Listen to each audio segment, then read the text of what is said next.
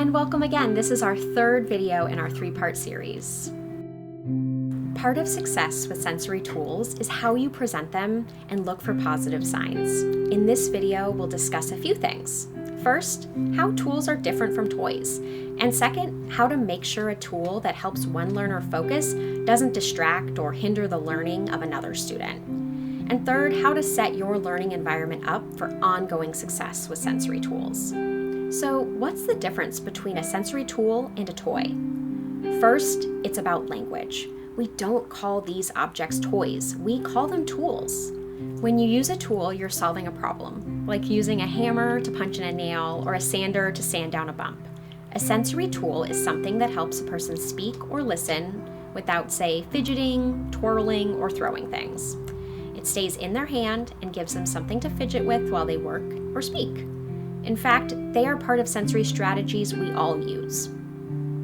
Adults use sensory strategies when they bring a cup of coffee to a meeting or wear noise-canceling headphones on airplanes. Not every strategy works for everyone, which is why it's important to have many tools. So, sensory tools are not toys, and yet sometimes children will find these tools entertaining, and that's when tools can become distractions.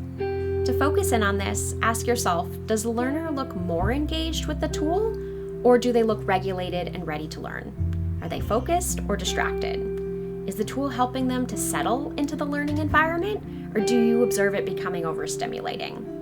And related, it's important to make sure the tools that help one learner focus don't distract other students, hindering their learning. Here are some guidelines. Tools that are discreet are good choices. Tactile items like putty, stretchy bands, and so forth won't draw the notice of other children as much as larger or more colorful objects. Unless your specific learner seems to specifically need an audio sensory tool, avoid tools that make noise. Clicking or popping audibly can easily become distracting for other learners. Consider going as low tech as possible. The less whiz-bang and cool, the less shiny and distracting it will be to other learners. The more sensory tools become a part of your classroom, the more familiar your students will become with noticing and adapting to the use of tools by specific kids. Younger students might feel jealous, and that's part of understanding equity in the classroom. Just because somebody needs glasses to improve their own sight doesn't mean everyone is entitled to the cool frames as their accessory. It's a tool that's needed and should be accessible to some, not necessarily by all. Just because one friend has a runny nose doesn't mean you need to go around and give every friend a tissue. It's the same thing with sensory tools. You get what you need when you need it.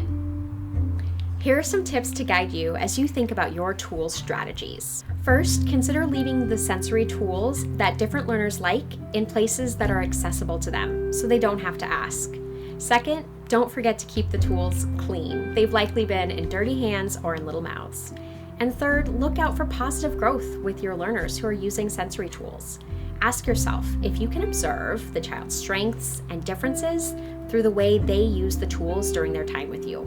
What specific changes in their behavior do you observe when they use the tools? How are they using language to talk about the tools? Do they have preferences or aversions about various materials? Are their fine or gross motor skills being sharpened by using the tool? How are they using language to talk about the tools? Do they have preferences or aversions about various materials?